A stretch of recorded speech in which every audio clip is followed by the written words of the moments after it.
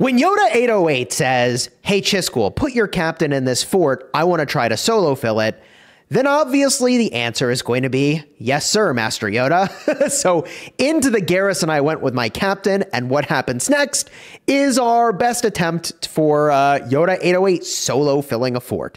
Now, I mentioned this in another video, and y'all said, I want to see this footage.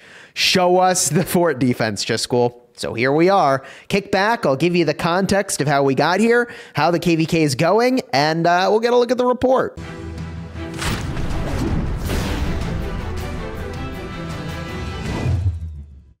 Hello, my friends, and welcome back. I'm Chisgule Gaming, and if you're subscribed to the channel, you know that we're fighting against 1960, which is the most feared kingdom in the game. Literally, many players from Imperium Kingdoms, they've told me, like, yeah, I would dodge this kingdom at all costs. Like, I don't want to fight them. And here we are fighting them, okay? And we've done, I would say, way above what the community expected we would be able to do in terms of holding a lot of territory in the zone.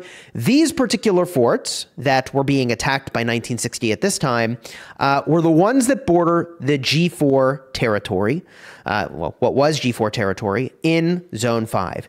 In other words, this is the area where we were getting like constantly rallied by the G4s while we were also holding off 960 somewhere else. When that choke point fell in that somewhere else location, 960 built their flags over and they were rallying this fort. Now, in yesterday's video, I showed that 960 went off to battle 93. When that happened, we actually destroyed the flag that was touching the fort that Yoda and I are about to attempt to solo defend. I say solo defend because, like, I'm the captain. He's trying to fill it. I'm not supposed to put a lot of troops in other than my captain, although I'm going to. I mean, you know, like, I'm not just going to, like, let the fort... I'm trying... Whatever. So we burned off the flag, and then something funny happened. I noticed their garrison captain player poured over to build a new flag to reconnect to these forts. And so I said in voice, okay, guys, we're going to all pour it over, and we're going to take out the building flag. We're just going to swarm it. And I wish I had been recording that part because it was pretty funny. They like build the flag, like 18 cities poured over, taking up the entire footprint of the fort. We move in, swarm the flag, burn the flag, GG. But then, 1960 brings over a full force, and we're like, all right, we're out of here. That was mostly just for fun. And that brings you to the point where Yoda says, hey, put your captain in there. I'm going to solo fill this thing, all right? Now, a couple farms did port over, so it is not like truly a solo fill. And I'm also, in this video, going to put some troops in there because, you know, like I see the garrison dipping, and it's like, all right, dude, I got to try to help keep this thing topped off.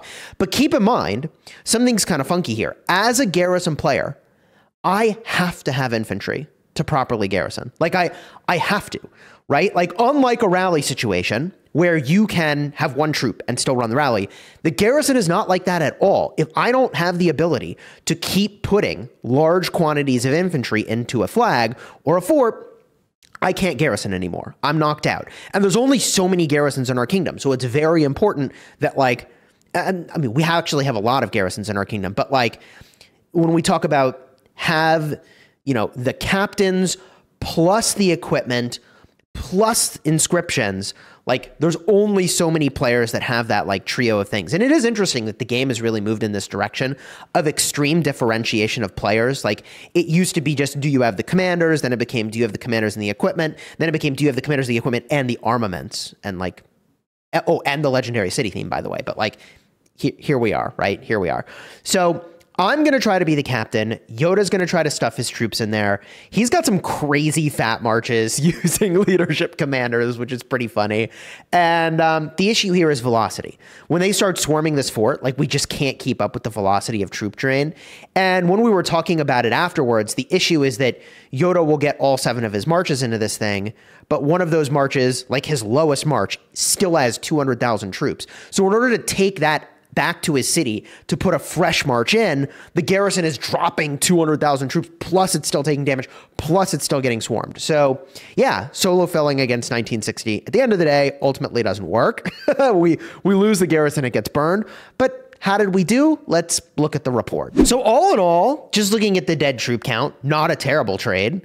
1 million dead for us, 1.05 technically, to 1.375 for them. So by troop count, it's a positive trade, but you got to keep in mind right over here that they, in GT, run all of their rallies with T4s. Like all of their rallies are started with T4s. Now they may fill with T5s potentially, which you can see here, right? But like these are the farms, the T4s that actually kicked this thing off. Some of those farms honestly even have T5s, which is pretty wild. But that's how they kick this thing off, is primarily with farms. Then mains join in, which you can see here to keep the rally going, which like, hey, yo, considering that it was like a couple farms and then me and Yoda, like not bad. Let's see here. You can look at, what is this Ragnar March, bro? 476,000 troops though, right? Like, hey, that's a big march. Oh my gosh. Honda with Barca, 476,000. Jeez. Yeah, you can see I put a couple marches in there.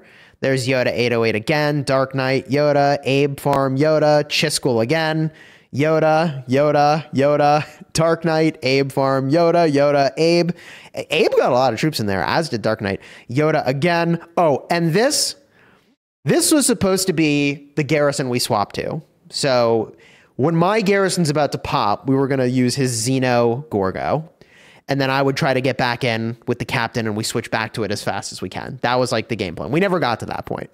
Like, I think we switched to his captain and then it was like, no, it's just dead. It's just dead. It's done. It's over. This is over. Here's another Yoda march, another Chisgule march. Yoda. Xeno Wu, hello. Oh my God. Was I supposed to captain that maybe? Oh no. Oh no. There is a Wuzetian museum buff out recently.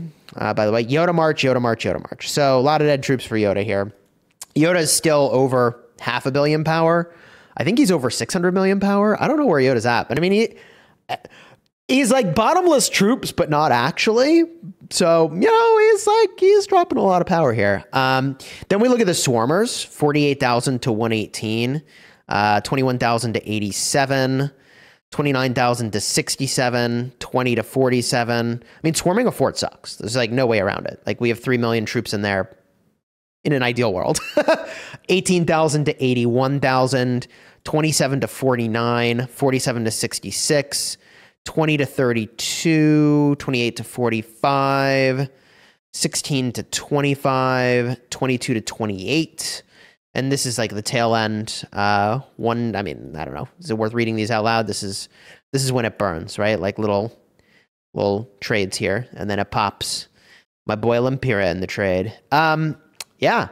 So that's the solo fort defense with Yoda. Would I recommend this? No, this is silly. You can't do this. If you're actually going to fill something that's getting heavy swarmed, especially by a kingdom like GT, right? 1960. You really do need a rotation of like probably 3 captains if it's full swarm. It drops pretty fast once they start swarming, and it just is what it is. Could we have sustained against a single rally? Actually, probably yes.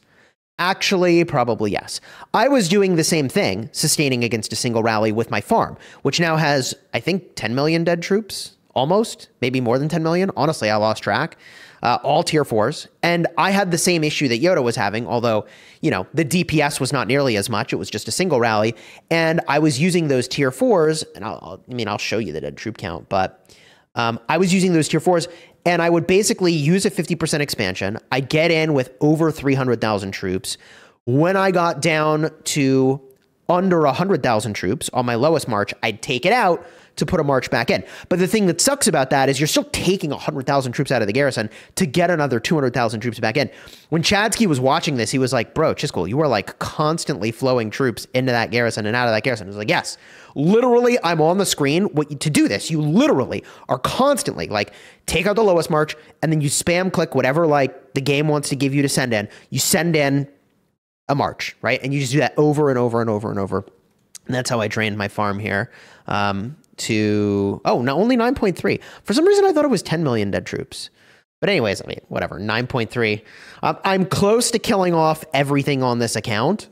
And like, I'll keep going. I'll do it. I just need a mixed garrison though. Cause like, I think I can do archers, or if we find a way to do a siege garrison, I think I have like a march of siege left, maybe. So yeah, farms down to 59 million power.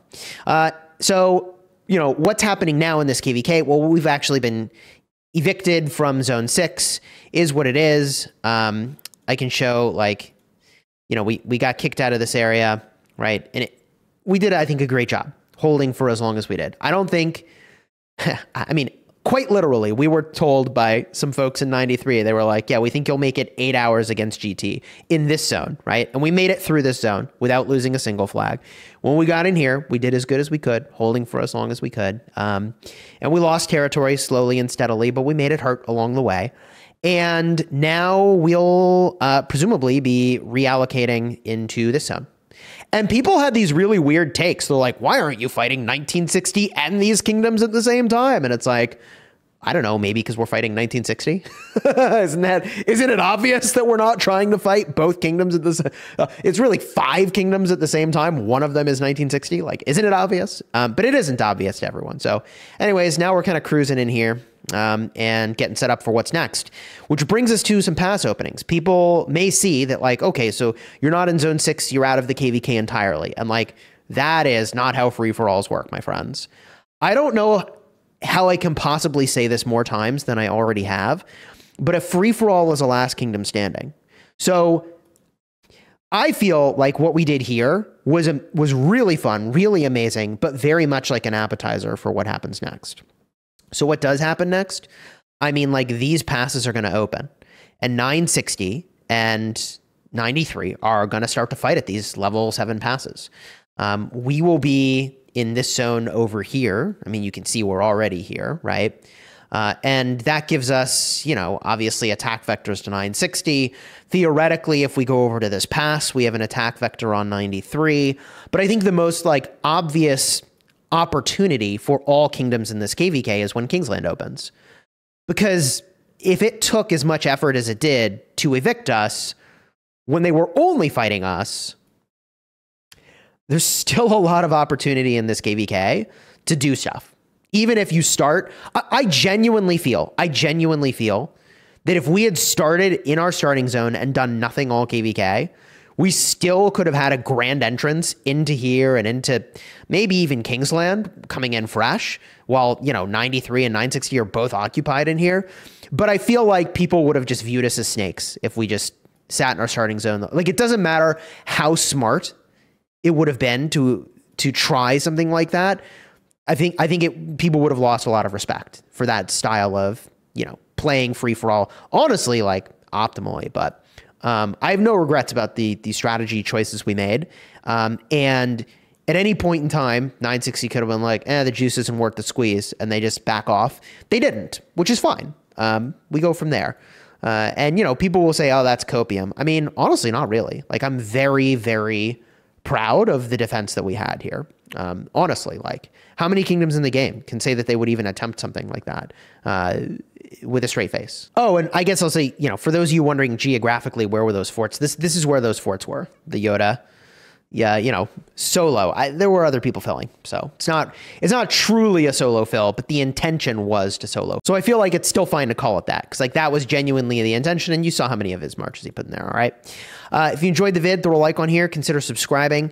If you want to see some of my drama-related videos for this KVK, I'll have cards in the end screen. I think there is still a lot to talk about and a lot to do. So subscribe if you haven't already. And until next time, you have fun smashing the kingdom.